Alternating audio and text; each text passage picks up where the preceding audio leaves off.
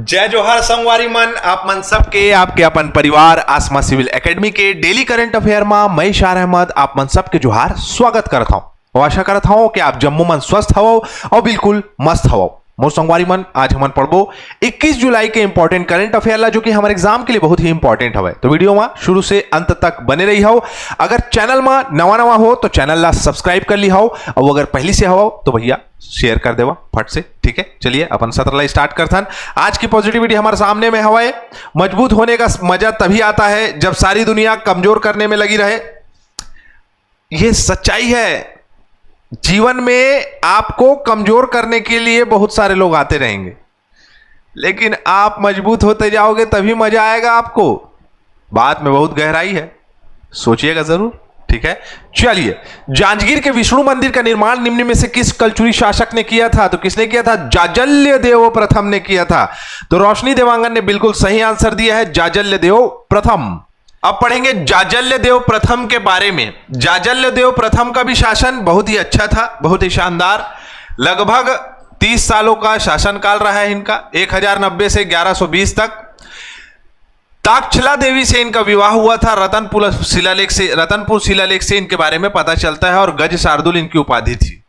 इनके कुछ पदाधिकारी थे जिनके बारे में जानना जरूरी है, जैसे दरबारी गुरु थे। इनके गुरु थे रुद्रशिव। बौद्ध दार्शनिक ग्रंथ के ज्ञाता थे। संधि विग्रहराज थे। तीन मंत्रियों में से मंत्री जो थे वो पुरुषोत्तम देव थे। तीन मंत्री नहीं, 3rd नंबर पॉइंट होगा वो। सोने के सिक्कों के अग्रभाग में बड़े अक्षरों में श्रीमद जाजल्य देव पृष्ठ करवाया था इन्होंने।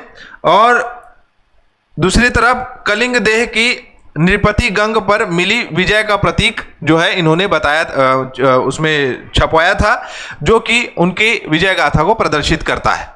स्वर्ण सिक्के जारी किए इन्होंने जाजल्य देव प्रथम ने, रतन देव द्वितीय ने भी, और पृथ्वीदेव द्वितीय ने भी। ठीक है, जो कलचुरी शासक अगर स्वर्ण सिक्के चलाए वो ये प्रमुख शासक रहे हैं कलचुरी शासक के। ठीक है, उसके बाद जाजल्यपुर नगर बसाया था इन्होंने, जिसे वर्तमान में जांजगीर के नाम से जाना जाता है। इन्होंने एक मंदिर बनाया जिसे नकटा मंदिर के नाम से जानते हैं। ठीक है, जाजल्य देव भीमा तालाब के तट पर, जो कि एक विष्णु मंदिर है। पाली के शिव मंदिर का इन्होंने जीर्णोद्धार कराया।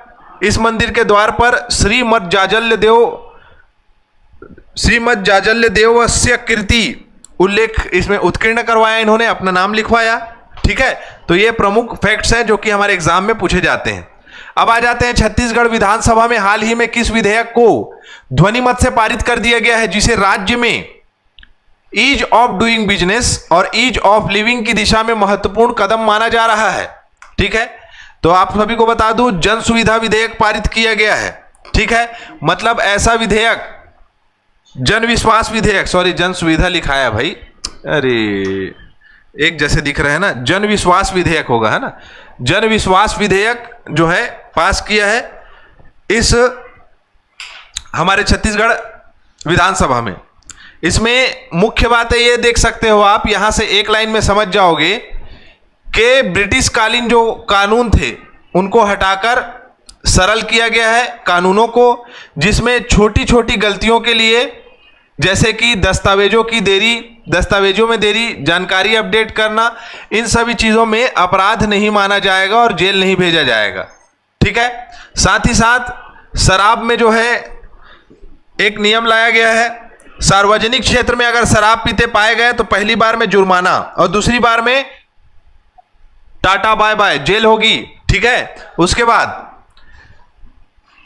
किस कानून में बदलाव किया गया है? तो 8 अधिनियमों में 163 प्रावधान बदले गए हैं, जिसमें नगरीय प्रशासन अधिनियम है, नगर ग्राम निवेश अधिनियम है, सोसाइटी रजिस्ट्रेशन है, औद्योगिक संबंध अधिनियम है, सहकारी समिति है, छत्तीसगढ़ आबकारी अधिनियम 1915 को 15 में चेंजेस किया गया है। तो ये प्रमुख चेंजेस आपको इस विधेयक में देखने को मिलेंगे। उसी प्रकार दूसरा विधेयक हमारे सामने दिखाई दे रहा है।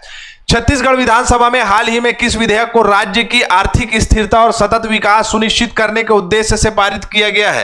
तो मैं आप सभी को बता दूं कि यह है Chhattisgarh growth and stability fund विधेयक 2025। एक ऐसा फंड छत्तीसगढ़ लेकर आ रही है जिसको समय आने पर उपयोग किया जाएगा। मतलब ऐसी परिस्थिति जहां उपयोग करी जानी चाहिए उसमें भी 10% उपयोग किया जा सकता है। ठीक है। छत्तीसगढ़ विधानसभा में Chhattisgarh growth and stability fund विधेयक 2025 को सर्वसम्मति से पारित किया गया है। यह विधेयक राज्य के वित्त मंत्री ओपी चौधरी द्वारा प्रस्तुत किया गया। ऐसा फंड बनाने वाला छत्तीसगढ़ देश का पहला राज्य बन गया है। ठीक है। 50 करोड़ रुपए का प्रावधान रखा गया है। राज्य के आर्थिक स्थिरता और लंबे समय तक विकास सुनिश्चित कराना, साथ ही साथ खनिज संसाधनों से हो रहे आमदनी को सुरक्षित और सही दिशा में निवेश करना, साथ ही साथ विकसित छत्तीसगढ़ बनाने में एक ठोस पहल करना। अब फंड में 1 से 5% पैसा जोड़ा जाएगा खनिज राजस्व से। यह पैसा सिर्फ पूंजीगत खर्च के लिए उपयोग किया जाएगा, सड़क, अस्पताल, स्कूल आदि जैसे खर्च। साथ ही साथ जरूरत पड़ने पर मूलधन से सिर्फ 10% खर्च किया जाएगा, जैसे कि मैंने आप सभी को बताया।